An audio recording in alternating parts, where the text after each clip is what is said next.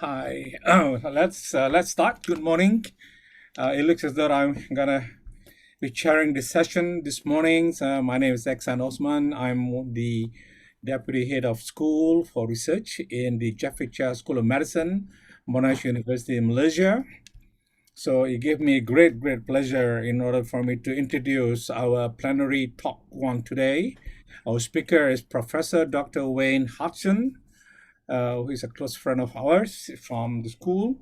So let's look into Prof. Wayne at the moment is the Deputy Dean for Education in the Faculty of Medicine, Nursing and Health Sciences, and head of the Monash Venom Group at Monash University, Australia. So he is mainly responsible for overseeing the education portfolio of the faculty, which includes the undergraduate and the postgraduate coursework, award courses delivered at Monash University in Australia and all the other campuses as well, including Malaysia. So Prof. Wayne is the past winner of the faculty's Jubilee Teaching Prize and continues to teach pharmacology to all the students, not only the medical student, the biomedical science students as well. And Prof. Wayne is the chair of the University Clinical Aptitude Test. And at the moment is a member of the Victorian Curriculum Assessment Authority. As head, and I think more importantly for today's talk, he head the Monash Venom Group, looking into all things that bites and has venoms in it. And I think he has been doing it for the last, 30, 40 years. Wayne has led the group in Australia and also been working with us in other ASEAN countries as well, in Malaysia, Indonesia as well, looking into all the snake venoms, spiders, and also now moving on to jellyfish venoms as well.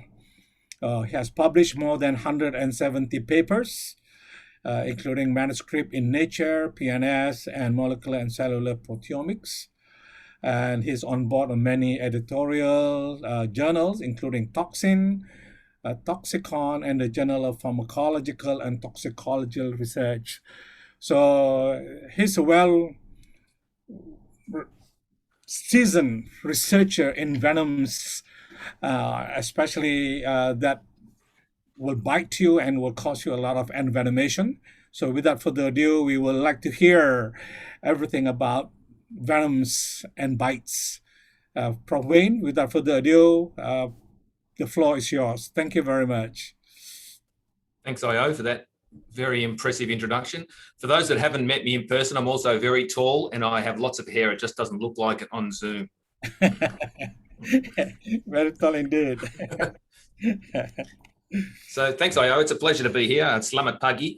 Unfortunately, I can't get to Malaysia at the moment because it is my second favourite country in the world behind Australia, and I enjoy my time there. So I'm going to talk today, as IO said, about some of the work we've been doing for the last few years on the pharmacological characterization of animal venoms and toxins.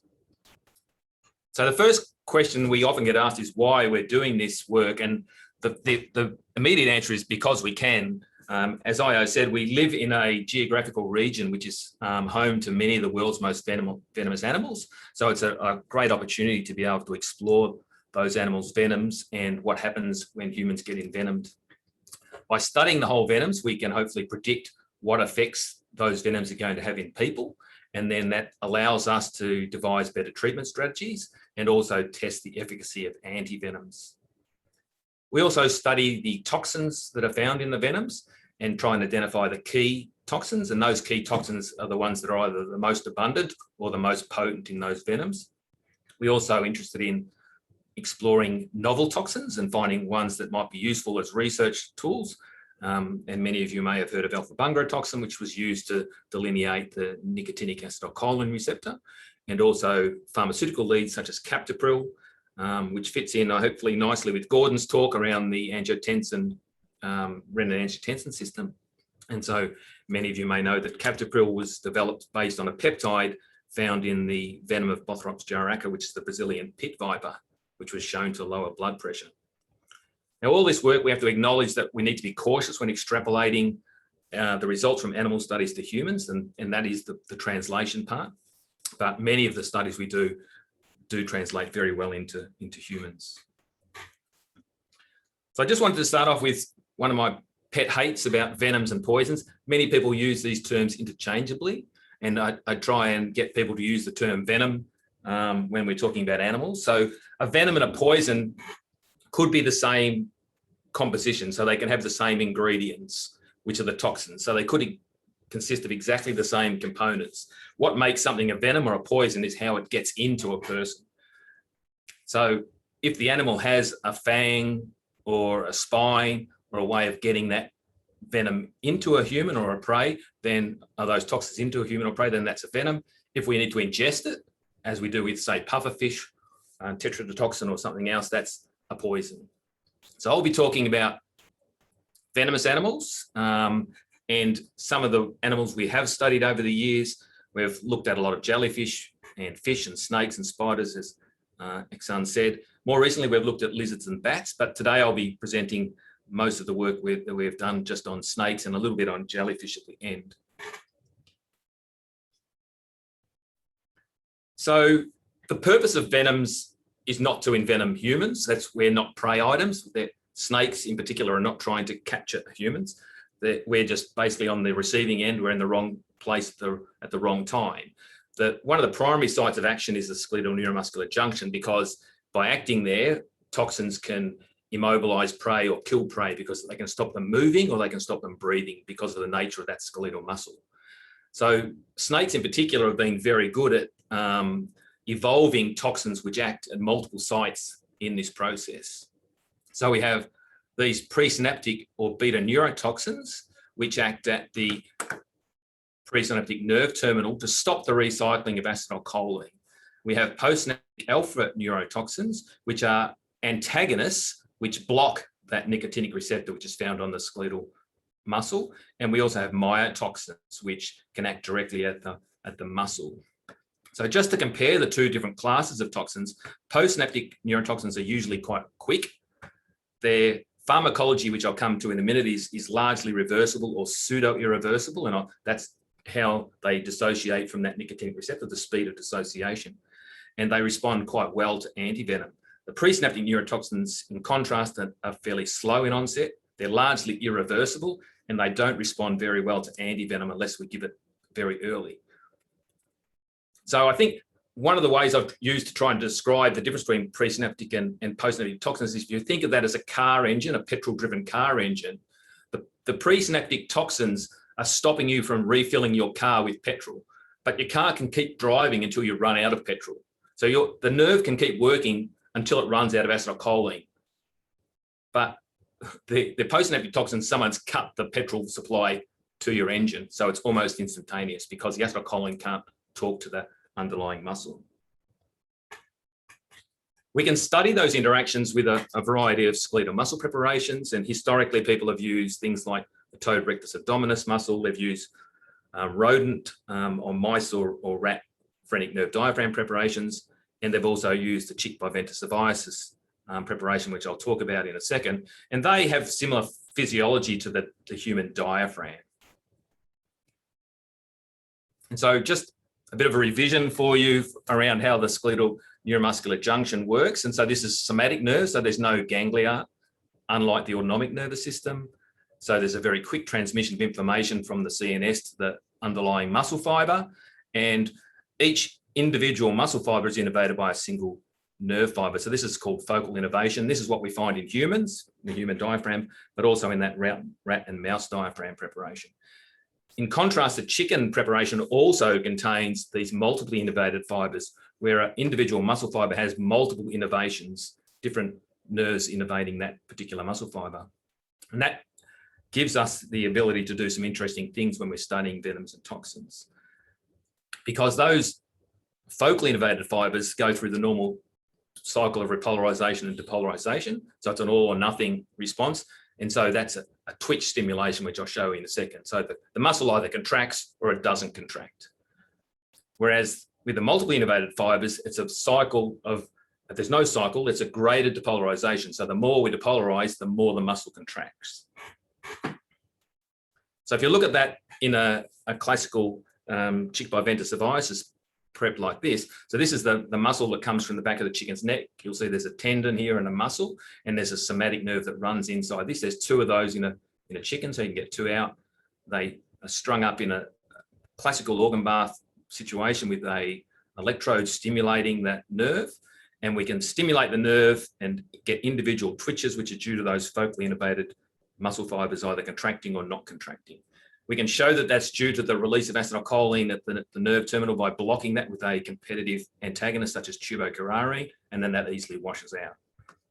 So this will occur in humans, this will occur in the rats, mice, but it also occurs in the chickens. This bit only occurs in the chickens and gives us some additional information.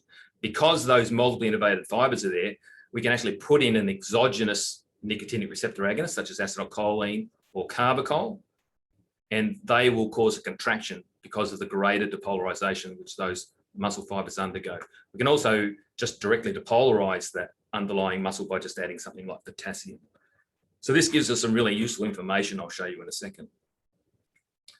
So this is just a little bit of work just showing you how we pull out those post-synaptic neurotoxins from the venom. So this is some work we did recently with a Chinese cobra, Niatra, and we just use fairly simple HPLC techniques. This is a semi-prep C18 column, and you'll see if you run the whole venom, if you run the whole venom through that column, you'll get this elution profile. And we know by the many years of experience, if we use the same columns and the same protocols, that post-synaptic neurotoxins pull out about this time every time. So we can test these fractions in our preparations and prove that they're neurotoxic. And in this particular instance, this particular neurotoxin accounts for 9% of the venom.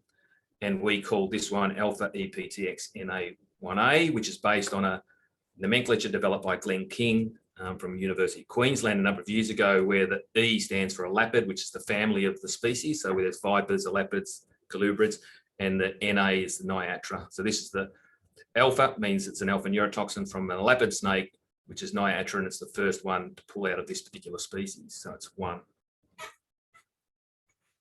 Now, if you put that toxin back into our Chick-Viventa preparation, you'll see it causes nice concentration-dependent inhibition of twitches. So it's neurotoxic because it kills the twitches. Okay, and it does it in the concentration-dependent way. This is the interesting part. So you'll see here that this is the responses to acetylcholine before and after vehicle, but after the venom, our acetylcholine responses are blocked, our carbachol responses are blocked, and our potassium responses are unchanged. So what's happening here is the venom is blocking these nicotinic receptors and stopping acetylcholine we add to the organ bath from getting there, or carbachol from getting there, but it doesn't stop potassium from activating that muscle. So it's not, there's nothing wrong with the underlying muscle. It's actually a receptor-mediated event. So for those classical pharmacologists still alive, those that know that a PA2 is the antagonist, the potency of an antagonist that causes a twofold shift in the curves. This is what happens if you do concentration response curves to carbachol, which is a nicotinic receptor agonist, in the presence of increasing concentrations of our post-synaptic toxin. So it displaces the carbachol from the receptor, but it doesn't cause a normal parallel rightward shift we would see with the competitive antagonist. We get this depression of maximum, which means we can't use a shield plot for those that are old enough to remember a shield plot. So we have to use a different mechanism, which is called a modified Lou-Angus method, and we can measure how potent that interaction is. And we can do that and come up with a PA2 of about 8, which means that 10 to the minus 8 causes twofold shift. So this is a very potent neurotoxin found in that venom. And it's a pseudo-irreversible toxin because it's actually dissociating quite slowly from that nicotinic receptor, which means it looks like it's non-competitive, but it's actually competitive, but it's just very slow to release itself from the nicotinic receptor. So we call that pseudo-irreversible. So this is the toxin. We can send it off and get it sequenced, and you'll see it's got a molecular weight of about 6,900, and there's quite conserved amino acid residues between many of these post-synaptic toxins. They're all from a very similar class of toxins, all about 60 or so amino acids, and these are short chain alpha neurotoxins. And there's a lot of being pulled out of snake venoms throughout the world. Very potent, very fast, and largely reversible, even though that might be pseudo-reversible. In contrast, this is a more classical one here. There's not too many of these that cause this classical shield plot analysis here. So this is a toxin we pulled out of the Papuan taipan oxyuranus scutulatus cani. You'll see same point on the HPLC. We can pull it out. It's pure. We can whack it in. We call this one alpha canotoxin. And you'll see it causes at different concentrations a slow rightward shift with no depression of maximum. So that's a classical competitive antagonist at that nicotinic receptor. So it dissociates quite readily from that receptor. This one's about 10-fold less potent as an antagonist than the one we just pulled out from the Chinese cobra. So it's got a pH of about 7. So you'll see that there's a whole range of these toxins that have been pulled out by us and others over the years from a whole range of snakes. They've all got very similar molecular weights and they have a range of PA2, so potency at that nicotinic receptor. But interestingly, they display different levels of antagonism, different types of antagonism at that receptor. Some are purely irreversible, they won't come off. They're basically super glued onto the nicotinic receptor. Some of them are much more transient and come back on and off the receptor quite readily. And so this is the difference you'll see in their pharmacology: pseudo-irreversible and completely reversible. So the question is, do these characteristics affect the onset of likelihood of neurotoxicity in humans? And they do. So the ones that are quite reversible probably don't have much effect on humans. The ones that are largely irreversible and really stick to the receptor, the nicotinic receptor in the human, are likely to cause more signs of neurotoxicity. But we think that the post-synaptic toxins in snakes are not the ones that are the main problems in humans. It's the pre-synaptic toxins, the ones that actually are very slow, but actually stop the acetylcholine from coming out of that nerve. So this is one we pulled out from the Sri Lankan Russell's viper not too long ago. And so this is a similar process, but we use size exclusion as the first step in this process. So you'll see we put this Sri Lankan Russell's viper venom through a column, size exclusion. We get lots of particular peaks here. We run them through to see which ones are neurotoxic. We identified E as being neurotoxic. We ran E through a HPLC reverse phase, and you get these other components. And then we tested all these and found this one here, which is called Viperotoxin DR for Debois russellii 1A, is the pre-synaptic toxin. So this has got different pharmacology than the post-synaptics we just talked about.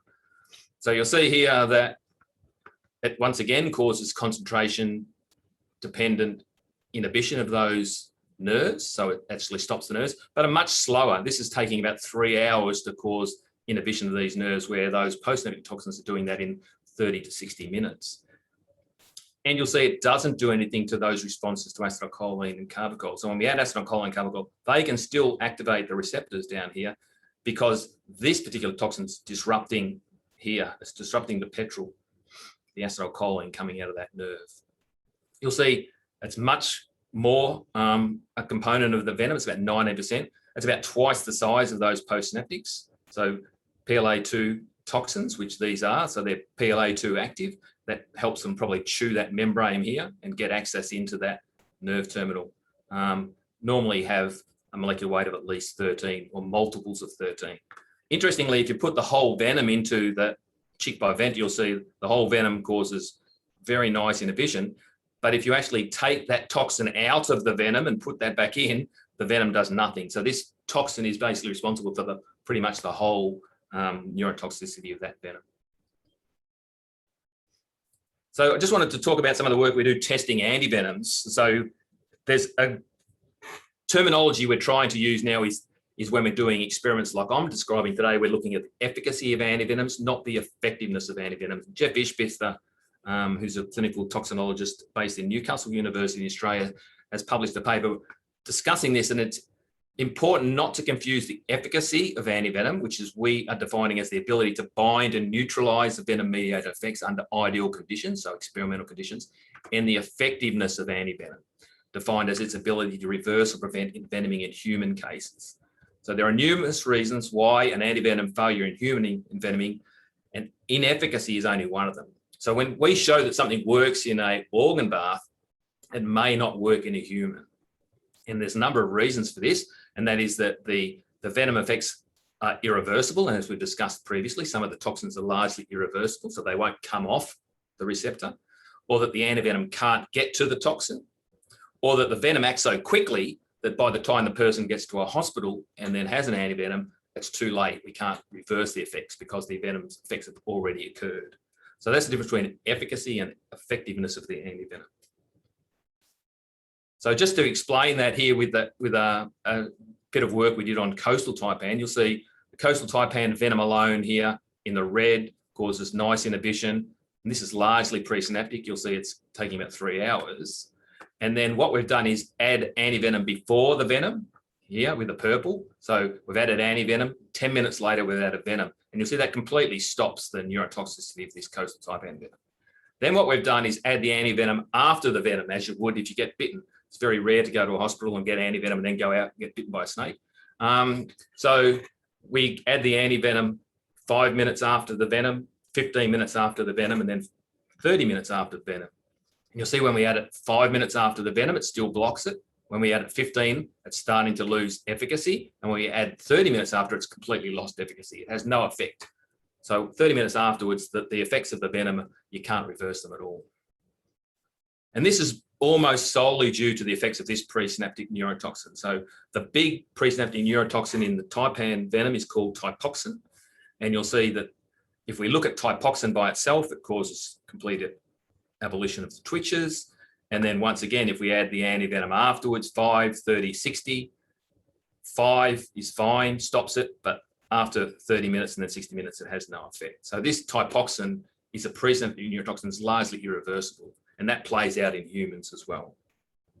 So just the conclusion from this part is that early administration of efficacious antivenom is important to treat neurotoxicity when we've got systemically envenomed humans, but recovery from the effects is going to be largely dependent on how irreversible those toxins are and how quickly you can give the antivenom, because at some stage after that process, you can't reverse the effects of the venom because it's gone too far down the path.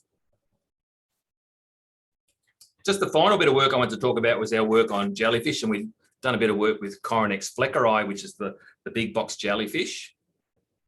And so this is found up far North Queensland and other waters in the area. So for those of you that have been swimming in Queensland will notice they have the big stinger nets, so you can only swim inside them because the jellyfish are out here. And you'll notice there's vinegar on the beaches because that's been shown to neutralize the nematocysts, which are the stinging cells which envenom you if you get the tentacles on you. So it causes rapid cardiovascular collapse. It's being classified or characterized as the most venomous creature in the world, the one that'll kill you probably faster than any other animal, venomous animal. As I've said, we can use vinegar, and there is a box jellyfish antivenom to try and neutralize the effects of that venom. So these are the nematocysts, they're little stinging cells, and if you touch these, then a harpoon comes out and pumps you full of venom. And there's millions of these all over the tentacles, which couldn't be meters long, hanging off the back of this jellyfish. It's a very big jellyfish. The box of the jellyfish is about the size of someone's head, and then there's many tentacles coming off that. This is a little video that Jamie Seymour put together, just showing you how explosive that envenoming process is. That's the millions of nematocysts firing off if you touch them, and it does it again. See, they're all pumping into you. And even if the jellyfish's head or the bell rips off and you're coming out of the water and the jellyfish tentacles are still wrapped around you, they can still be firing the venom into your body. So this is Jamie Seymour, who has a living of jumping into the water and catching these things, which sounds like not a very good job. And he captures the jellyfish and sends us the venom. So he's developed a really nice technique to get the venom and send it down to us, so we don't play with the jellyfish.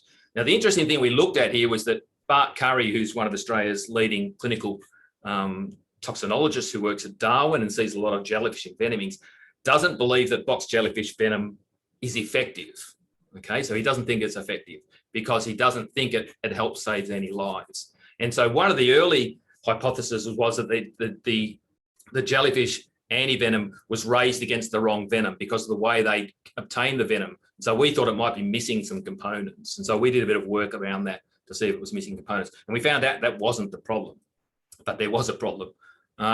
So we use whole animals, just these anaesthetized whole rats, carotid artery and jugular vein, recording blood pressure and injecting venoms and antivenom, etc. And if you put some box jellyfish venom into the rat, it just kills it within about 1 minute, just complete cardiovascular collapse. So you just lose all blood pressure. We thought, oh, that's pretty rapid. Let's try and slow it down. So we'll infuse the venom rather than sending it in as a bolus dose. And so we tried to slow it down, but still the jellyfish and venom at the same dose still killed the rat in about 2 minutes. So it's a very rapid effect. So then we tried to stop that with antivenom.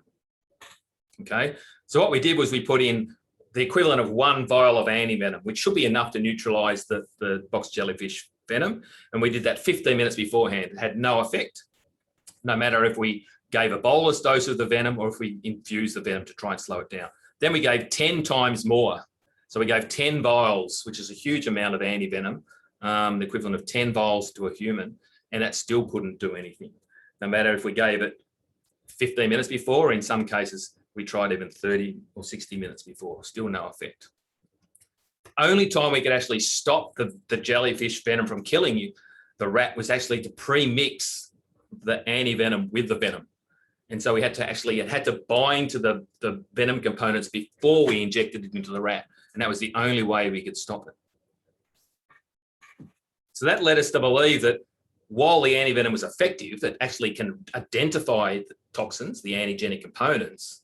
So it wasn't a problem with the production of the antivenom, which we originally thought. It's just you can't get it into a human fast enough to actually have an effect. Because by the time they come out of the water and get taken to hospital and get given the antivenom, they're either dead or they're alive, and the antivenom's not going to change that ratio either way. It may stop some of the secondary effects of the venom, but it doesn't stop the lethal components because they've already had their effect. So it just really depended on how much venom gets into the blood supply of the human and whether they survive that envenoming or not. Since then, we've actually pulled out some of the toxins. They're about 40,000 Dalton cytolytic pore-forming toxins that just punch holes in membranes. They're so rapid that they basically have their effect instantaneously. So there's nothing we can do about it with regards to antivenom administration. So that is the work. And these are, as Io said before, we work with lots of people all throughout the Asia Pacific region, including Io, who's there, people from China, Sri Lanka. Jeff Ishbis is responsible for a lot of the clinical input. Jamie Seymour is from James Cook University and does a lot of our marine stuff. And we've been very lucky to receive funding from 2 of the major Australian government bodies, NHMRC and ARC, over recent years. And I'll leave it there. Thanks, Io. Thank you very much, Wayne. Very interesting. Good summary of anything that bites and stings. We do have quickly a few questions in the question and answers. So firstly, Wayne, your experience with leech as an experimental tissue. Actually, haven't heard of that one. That's interesting. No, I haven't heard of that. If anyone's got any good papers showing how that works, please send them to me. That'd be good. All right. Okay. So that's one. Secondly, hi, Prof. Can you describe regarding the function of acetylcholine, carbachol, and potassium chloride? Yeah. So, I mean, it's basically just saying that there's a nicotinic receptor